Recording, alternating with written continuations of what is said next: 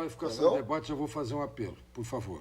Vamos manter o debate. Mas, Cláudio, nós não podemos ouvir absurdos aqui, entendeu? Tem que saber. Enganando o telespectador, absurdos. Qualquer um tem que saber ouvir o que o outro diz e falar na sua hora, porque tem uma pessoa que não consegue apanhar o que está sendo dito se todos falarem ao mesmo tempo. A pessoa que está lá nos assistindo.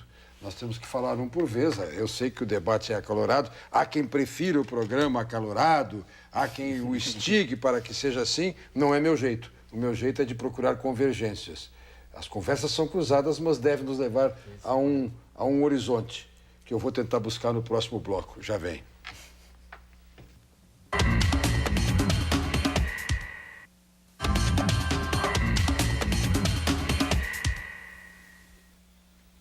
O Conversas Cruzadas está debatendo a proposta de emenda constitucional que tem como ponto principal, mas não único, a redução da jornada de trabalho.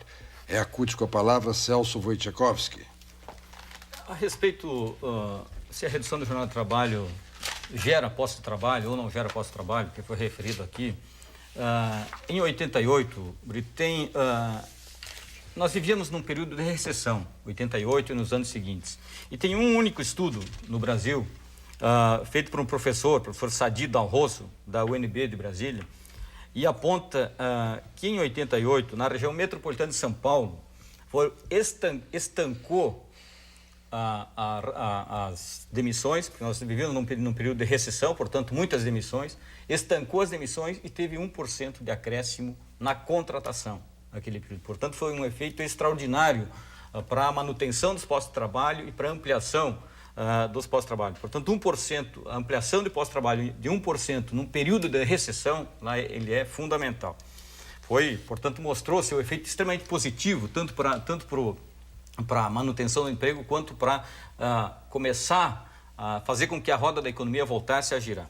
E outros elementos, acho que um dos elementos extremamente importantes desses 88 a 2010, 22 anos de redução do jornal de trabalho de 48 para 44 horas, acho que tem alguns elementos que eles são extremamente importantes para se avaliar e se analisar agora. O que aumentou nesse período de 88 para cá, da produtividade. Nós tivemos um incremento de 84% na produtividade do nosso país. E o rendimento médio do valor do trabalho caiu nesse período. Se nós pegarmos em 86, por exemplo, a massa salarial dos trabalhadores e trabalhadoras em relação ao PIB tinha uma relação de 46%. Em 2005, nós já estávamos em 36%. Nós tínhamos perdido 10 pontos percentuais da massa de salário dos trabalhadores em relação ao PIB. Então, são elementos... Aqui eu tenho se a Câmara consegue pegar um gráfico da produtividade, o gráfico da produtividade e o gráfico da valorização do trabalho. Esse de cima aqui é o gráfico pegando aqui de 88, quando foi reduzida a jornada de trabalho, até 2008. Esse aqui é o gráfico da produtividade. Isso aqui é o que aumentou a produtividade. E aqui o valor do trabalho, ou seja, os salários, que tiveram uma linha decrescente, estabilizada nos últimos 3 ou 4 anos. Portanto, esse, para mim, é um dos elementos fundamentais que nós precisamos estar aqui dialogando. Se pegarmos, nesse período, o incremento, a automatização, os novos processos tecnológicos, vamos pegar a Volks de São Paulo. Em 1988, a Volks empregava 20 mil trabalhadores e produzia 350 carros. Hoje, a Volks São Paulo emprega 12 mil trabalhadores e produz 2 mil carros.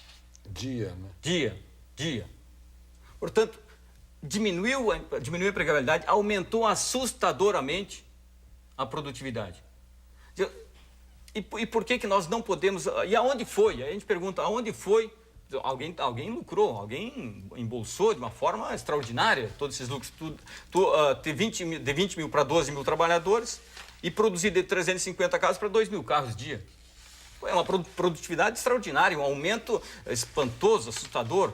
E o salário continuou, e o salário em relação à produção caiu assustadoramente. Então são elementos, o Leonardo colocava aqui a questão do trabalhador, e é outro paralelo que a gente faz. O trabalhador equilibrado, com qualidade de vida, bem de saúde, ele produz muito mais. descansado, se o trabalhador tem tempo para se qualificar, ele chega mais tranquilo no trabalho. Agora, trabalhando 44 horas, e o Brasil é um dos países que tem a mais alta jornada de trabalho, porque tem, e aqui quando você colocava a questão dos shoppings, o doutor André já colocou, não, mas aí faz hora extra. Porque é exatamente isso que tem sido feito nesse país. Os empresários, ao invés de abrir postos de trabalho, optam por fazer horas extras, o que tem prejudicado a saúde dos trabalhadores, prejudica a economia, prejudica o INSS, etc, etc. Então, o que nós estamos trabalhando muito fortemente? A redução da jornada de trabalho tem que vir acompanhada de um regramento do banco de horas e da hora extra. Nós precisamos regrar isso. Acho que porque quando se tem mais produção, se faz banco de horas. E aí o trabalhador não tem domingo, não tem sábado, não tem feriado. E por isso a maior jornada de trabalho, extensa jornada de trabalho se tem no nosso país, porque não é só as 44 horas, é banco de horas, é horas extras que têm aumentado assustadoramente, em detrimento, muitas vezes, de ampliarmos a empregabilidade, ampliarmos mais postos de trabalho. Pois bem. André. Brito, primeiro gostaria de contrapor a informação que o Celso traz, que os dados do CAGED, Cadastro Geral de Emprego e Desemprego, dão conta de queda no emprego formal pós-88. Eu tenho aqui detalhes, se quiser depois eu te mostro, mas é a informação objetiva que eu tenho. Segundo, eu acho que a colocação que o Leonardo faz, no que diz respeito a não gerar empregos, porque o produto sobe e logo após um primeiro momento isso gera até desemprego, é uma verdade. Bem lembra o Celso que nós vamos auferir por conta disso um fato. O Celso reconhece o meu argumento que se troca essa situação por aumento de horas extras. Mas não fora isso, o fato seguinte que acontece é que é um aumento e um uso mais intensivo da tecnologia.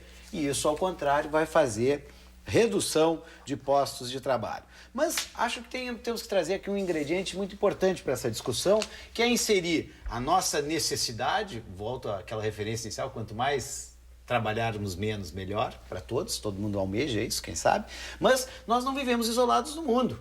E renovo primeiro o exemplo da França, que era o grande exemplo das centrais sindicais e que hoje retrocedeu em 4 horas semanais. Mas eu tenho que me dar conta que nós vivemos neste mundo globalizado, neste mundo que compete não só com os nossos países vizinhos, mas compete com os Estados Unidos, Europa e China.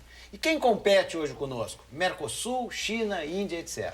Então vamos dar uma olhada nesses comparativos de jornadas. É importante que a gente tenha essa noção. Os países do Mercosul, o Brasil é o que tem menor carga semanal de trabalho, 44, a Argentina tem 48, o Uruguai tem 48, a Argentina tem 48. E como é que nós vamos sustentar empregos nesse país, tendo preços mais elevados e não competitivos num mercado cruel que é o mercado internacional? Como é que nós vamos competir, e eu não quero condições de trabalho igual a dos chineses, mas como é que nós vamos competir, e se nós olharmos aqui na mesa, qualquer um de nós tem 2 ou 3 produtos made in China, como é que nós vamos competir com a China, que fechou os postos de trabalho no nosso mercado calçadista, que não tem jornada limitada alguma, e se tem formalmente não a cumpre, não tem sequer estatísticas de acidente de trabalho, dentre outros atropelos absurdos de direito. Não se quer isso, mas nós temos que pôr os pés no chão e ter noção de realidade. Não vamos nos sustentar... Aliás, eu sou obrigado a aproveitar,